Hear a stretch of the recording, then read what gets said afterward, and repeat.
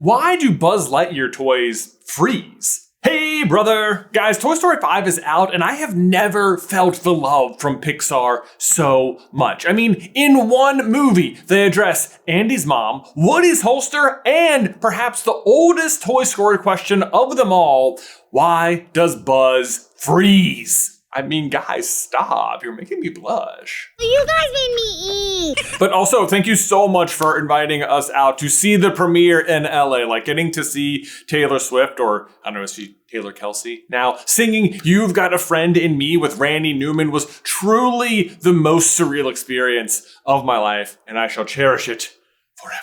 But even without the guest experience, Toy Story 5 was simply Pixar at its finest, and the heart of the franchise felt like it picked up right where Toy Story 3 left off. Yes, Toy Story 3. I'm not saying Toy Story 4 was trash. No, but you know, it's definitely like the 5th best Toy Story movie. Because what makes Toy Story work isn't relating to Woody, the cowboy doll's own personal plight and journey to self-actualization. It's the toys' mission to be there for their kids. What matters is that we're here for Andy when he needs us. That's what we're made for, right? It's that feeling we all want, or especially wanted as kids, to feel as though you're the most important thing in the world to someone. And Woody, Buzz, Jessie, and the rest of the toys do this in spades. But toys and their relationship with kids does have layers. Like, how did the toys come to life in the first place? And can they come to life in front of humans at all? And while most of Andy's toys know that they are in fact toys... Oh, really?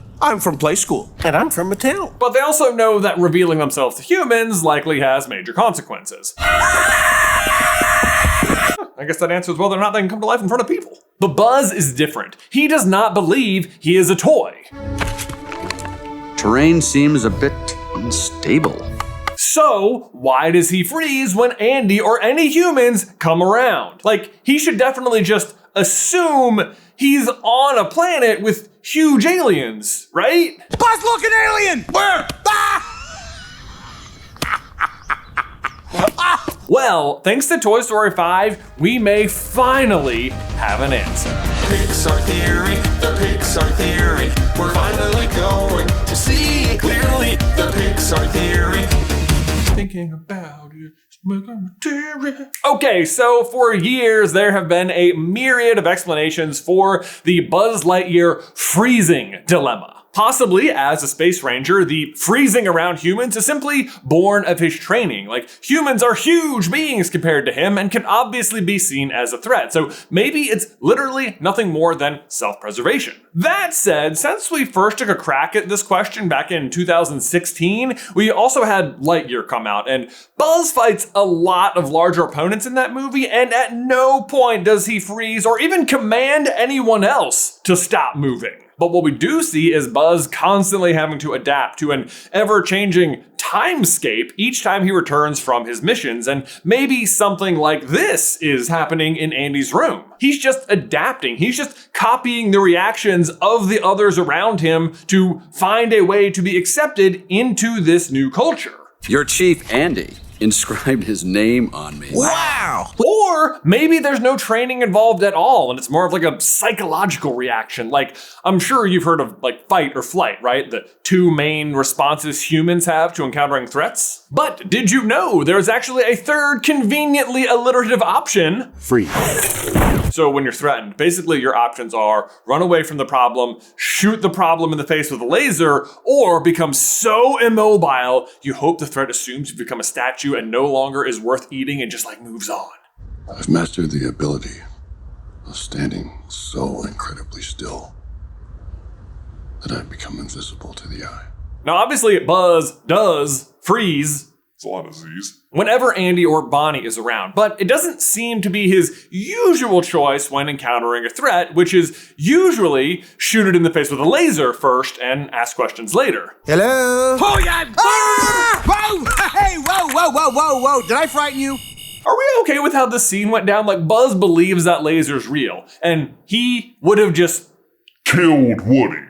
right? Like, from his point of view, that's what was about to happen? I don't know, maybe Woody's a little more justified than we thought in being upset with Buzz. You guys don't get it. From his point of view, he was gonna kill me. From my point of view, the Jedi are evil. Honestly, the fight, flight, or freeze explanation isn't like a bad one. It's just one with a time limit, because Buzz spends quite a bit of time around Andy, and I think over a long enough period of time would come to realize he's not a threat, and thus the freezing would no longer be necessary. Actually, on our first crack at this theory, we said, so that theory kind of works until it doesn't, and if it were true, I think the entire Pixar universe would be overrun with tiny little Buzz Lightyears. oh, funny you should say that, Past Ben, because look what happens in Toy Story 5. That's why they call us the Prophets. Actually, if you want to get technical, and you know I do, per the Pixar theory, we believe that the cars that eventually inhabit the Earth are a combination of humans using hopper technology to hop into their cars, and or are all reboots of their former owners' selves by way of cloning clay from the Communiverse, and that Lightning McQueen, as a human, is the actor who played Buzz Lightyear in the film Lightyear that, in universe, Andy Davis watches. Arrest it, roll it, and touch it! You got all that right? We're all on the same page? It's like he's trying to speak to me. I know it. Have the new people left yet? Also, actually, guys, one of the coolest things that happened at the Toy Story 5 premiere was that we got to meet Piper Curda, who is the voice of Mabel in Hoppers, and she had watched our Russell's Mom video and told us in person that she agreed with it. So... Profits. It's crazy. Like, there's so many Pixar theories, and it's almost like sometimes it feels like they all, fit together, like on a giant timeline, a huge story. Some would say, I don't know, someone should make a video about that. But let me tell you, I had a crazy weekend. Saturday night, I watched Pixar's Brave, and then Sunday, I watched Pixar's WALL-E, so yeah, I know. The Prophet. But actually, getting back to that army of Buzz Lightyears, they are the ones who may have finally solved the Buzz freezing question for us. Because while all the explanations we've given so far are okay, they are all trying to diagnose Buzz's internal reasoning and psychology as a space ranger, rather than his zoomed out reality as Toy! But his existence as a toy is the real culprit here, and it does start to make you wonder, why do any toys freeze at all if they're capable of coming to life? But actually, even that is the wrong question too, because it's not why do they freeze, it's why do they come to life? I mean, you're never surprised when inanimate objects don't come to life, right? But y'all right there, we're gonna have a quick freeze to give a shout out to today's sponsor, Shopify. You know, when I was a kid, I remember hearing the phrase, now that's $1 million idea. And the premise was, wow, that idea is so good, so unique, that it and it alone is capable of making $1 million or even more dollars. Possibly $1 million and $1 idea. So for me, this was like, expectations much? And you very well may have one of these ideas, but I think at its core, the real key to business success is nothing more than simple enthusiasm for your product. And Shopify. Because if having $1 million idea felt like a barrier, then as a kid who grew up as the internet was being invented, creating your own website seemed basically impossible. But Shopify has solved that, and it's exactly what we use for our own merch store, Carlin Brothers Mercantile, and we could not be happier with the ease of use, helpful tools, and tremendous suite of reports. Take house merch, for example, because believe it or not, you guys are not evenly dispersed between lions, eagles, snakes, and badgers. So when we order merch, we actually order more eagle stuff and less snake stuff. Like, we know this because Shopify knows this. See what I mean though? It's not the $1 million idea of it all, it's information. It's not cutting corners, it's using data to inform decisions. All you need is the idea. Shopify handles the rest. And if you're serious about hearing your first, then start your first free trial at shopify.com/SCB today. You heard that right. Start your first free trial today at shopify.com/SCB. Last time, that's shopify.com/SCB. Unfreeze. Whew. Back to the video. Our original theory for this back in 2016, like pre-Inside Out, which, oh God, do you feel old yet? it's like he's trying to speak to me. To me, it feels like Inside Out is still like a new movie.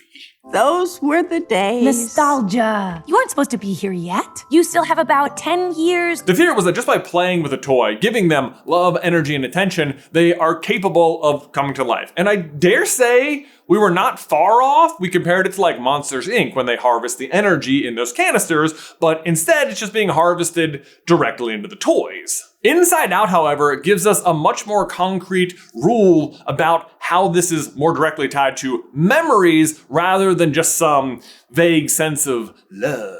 Now, basically how it works is if any kid has any memory orb existing in their brain of a toy, it can still come to life. It's like why Wheezy is in such poor condition in Toy Story 2. Andy has almost forgotten about him. You see the same thing in Coco with Chicaron, like the less people that remember you, the more you start to break down. But this is a theme that's explored in every Toy Story movie in some way, shape, or form. Like literally our first introduction to Woody and the gang is the terror of discovering that it's Andy's birthday. Something that should be a jovial experience, but instead creates a dramatic threat of replacement. Any dinosaur-shaped ones? Then in Toy Story 2, we not only get Jesse's backstory of being outgrown and ultimately abandoned, but the prospector's genius ploy to achieve immortality by way of life at a toy museum. Or you can stay with us and last forever. Then in Toy Story 3, the crew has spent years trying to recapture Andy's attention, who's now all grown up, and Lotso's solution to this problem is life at a daycare, where there's new kids year in, year out. Then there's that amazing ending in Toy Story 3 where Andy, our hero, still knows the importance of a good imagination and play and passes his beloved collection on to a new generation. And we get what feels like a cycle that will ensure the toy's health forever. Then in Toy Story 4, you have Woody like questioning what is the purpose of a toy without a kid to serve, and then he like metaphorically and physically gives up his toyhood when he gives his voice box to Gabby and sort of like ascends to a different plane of existence. It's almost like he gets a soul, you know? Like look at Joe waking up at the hospital and Woody waking up after the surgery. I mean, it's pretty similar, right? This is the moment 22 landed, except that I think they landed in WALL-E, so whatever. Someone should make a video about that. Profits. But I said they were going to ensure the toy's health forever, and health might seem like an odd word choice here, given that most of the gang are, plastic. But all of these scenarios ensure they won't ever freeze again. I won't go back in the dark! But here's the catch. At the end of the day, as much as some of them may seem like they're human and have emotions and free will and stuff, they are still toys and have actual, genuine, capital P purpose, unlike, and this is important in the Pixar verse, people.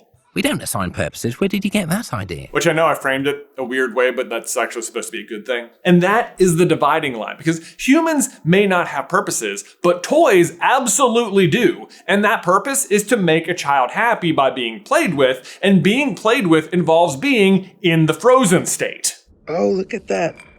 I've been impaled. And the belief from the child that the toys are always in the frozen state is what allows the kids to imagine them in lots of different fun and imaginative ways, like catching evil spuds, or hosting dramatic weddings, or disarming bombs as a secret agent while thwarting an evil horse. But that brings us back to Buzz, who is still a special case, because unlike the other toys, there is no out-of-the-box version of him, and it happens in every movie that believes they are a toy when they came out of the box. Tell me I wasn't this deluded. No back talk. So, why does he keep freezing? Well, the reason he doesn't accept his toyhood straight away is because Buzz is on the wrong end of what we coined in 2016 as the placebo branding. Hashtag placebo branding. Hashtag and stuff. Remember in 2016 when Twitter was like, almost kind of all right? I don't miss it at all. You can follow me on Instagram though. Yeah, that wasn't cool either. I bet I get one follow from that. Because you're already following me, right? You betcha. Thanks, Mom! Placebo branding is when a toy is based on an existing character, and in Buzz's case, we know exactly who that is because of the movie Lightyear. So for Buzz, instead of being created simply for the purpose of being a toy like Ham or Rex or Slinky, he is meant to be a representation of this character. He is influenced heavily by the branding that comes from being based on that character, and in the case of Buzz, that character's purpose is to defeat Zurg. not to make kids happy. But unfortunately for him, no matter what he believes, he is still a toy. And that reality exists higher up the flowchart. So whether he understands it at all or not, he is subject to the rules of being a toy, which is to automatically freeze in the presence of humans. And in Toy Story 5, the Buzz Army finally addresses it out loud, asking, why did we freeze after humans walk by? It is the first time that any Buzz Lightyear toy has granted any awareness of this situation ever. And whilst the Buzz Army does not come to a firm conclusion about why they froze, they do immediately understand the workaround, which is just avoid humans. Humans make you freeze. And this is huge for all of us Pixar theorists because we can finally confirm that the Buzzes are not freezing because of any kind of internal training or personality traits or fight or flight response. Like, their personality is at a loss to explain the phenomenon. You weren't the real Buzz Lightyear, you're an action figure! You are a sad, strange little man, and you have my pity. But their lack of understanding is the source of ours. They freeze because those are the rules of toys. Toys' purposes are to be played with and to make kids happy. So when humans are around, Buzz's toy biology is overriding his Buzz personality. Oh, but Jay, what about Woody? He had tons of branding and he didn't think he was a cowboy. Oh.